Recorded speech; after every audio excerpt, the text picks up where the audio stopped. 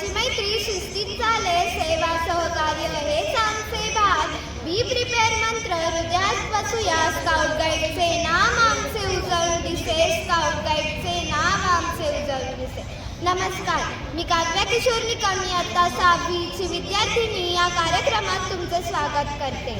विद्यार्थी मित्रांनो, आज आपण येथे एका विशेष दिनविषय साजरा करण्यासाठी जमलो आहोत. तो म्हणजे चिंतन दिवस. हा दिवस म्हणजे स्वतःकडे पाहण्याचा, स्वतःला ओळखण्याचा आणि स्वतःला सुधारण्याचा.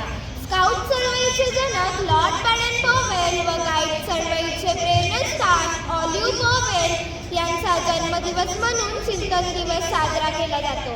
या चिंतन दिनाचे अध्यक्षस्थान आपल्या विद्यालयाचे उपमुख्याध्यापक आदरणीय श्री ठाकरे सर यांनी स्वीकारावे अशी मी त्यांना विनंती करते. धन्यवाद सर. सेवा, नेतृत्व, शिक्षक, बंधुता या मूल्यांची शिकवण देणारे लॉर्ड बॅडन-पॉवेल.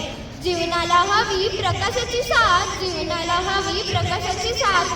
दिव्यात जळते छोटीशी वात, दिव्यात जळते छोटीशी वात, तरी तिला आहे मानाचे स्थान, तरी तिला आहे मानाचे स्थान.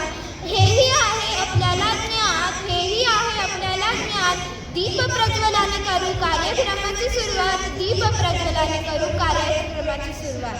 मी आपल्या विद्यालयाचे उपमुख्याध्यापक आदरणीय श्री ठाकरे सर व पर्यवेक्षक आदरणीय श्री पवार सर यांना विनंती करते की त्यांनी लॉर्ड बॅडन-पॉवेल यांच्या प्रतिमेचे पूजन करावे.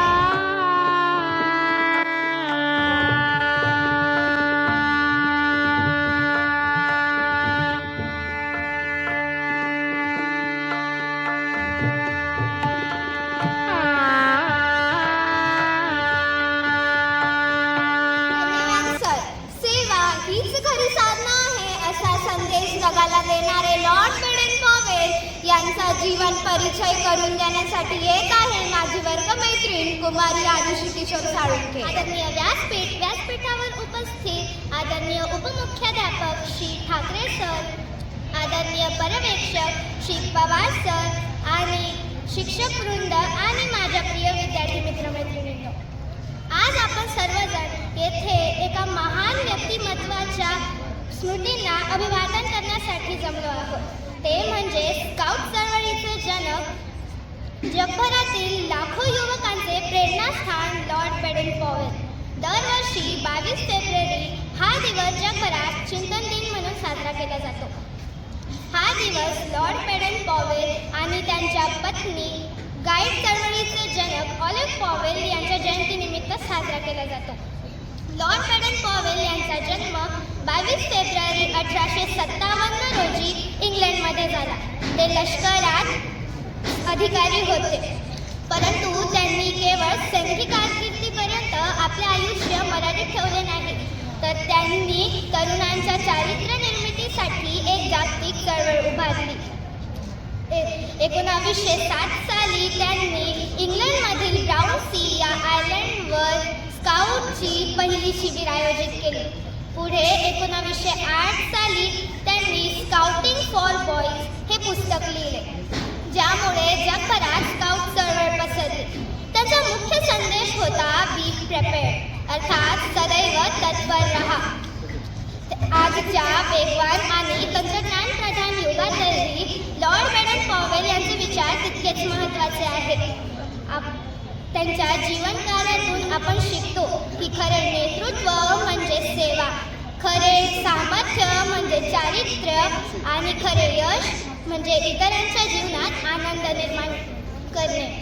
तर आज आपण सर्वजण सदैव तत्पर राहण्याचा संकल्प करूया आणि आपल्या कृतीतून त्यांच्या विचारांना जिवंत ठेवूया. धन्यवाद समृद्धी. चांगला नागरिक बनणे हीच खरी देशसेवा आहे, हे विचार मनात ठेवून आपण कार्यक्रमाच्या शेवटच्या टप्प्याकडे वळूया. मी माझा वर्गमित्र कुमार तन्मय शिवाजी गावित याला विनंती करते की त्यांनी आभार प्रदर्शनासाठी यावे. थेंब थेंबेने तलाव भरते, हाताने कार्यक्रम होते. जेथे आहे या कार्यक्रमाचे शिल्पकार तेव्हा मानलेच पाहिजे आपल्याला. सर्वप्रथम आम्हाला कार्यक्रम सादर करण्याची संधी दिली त्याबद्दल विद्यालयाचे उपमुख्याध्यापक आदरणीय श्री ठाकरे सर व पर्यवेक्षक आदरणीय श्री पवार सर यांचे आभार मानतो.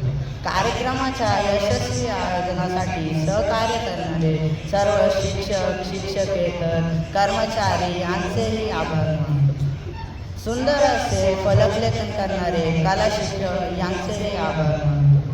लॉर्ड वेल्डन पॉवेल यांचा जीवन परिचय अतिशय ओघवत्या शब्दात सांगितल्याबद्दल माझी वर्गमैत्रीण आरुषीचे आभार मानतो व विद्यार्थी मित्र मैत्रिणींनी हा कार्यक्रम शांततेत ऐकून घेतल्याबद्दल त्यांचेही आभार मानतो व अध्यक्षांच्या वतीने हा कार्यक्रम संपन्न झाला असे जाहीर करतो.